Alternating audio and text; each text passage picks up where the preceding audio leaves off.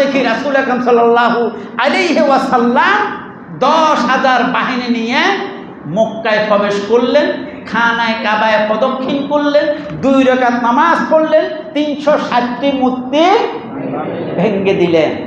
এরপরে সাহাবায়ে কেরাম রাদওয়ানুল্লাহি তাআলা আলাইহিম আজমাইন রাসূলের সাথে আছেন।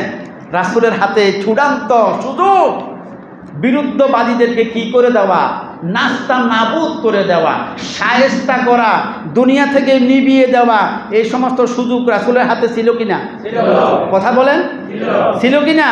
কিন্তু রাসূল আকরাম সাল্লাল্লাহু আলাইহি ওয়াসাল্লাম সকলকে প্রশ্ন করলেন, ও মক্কাবাসী, যারা আমাকে মদিনাতে পাঠিয়ে দিয়েছ, আমি মক্কা ছাড়তে চাই নাই।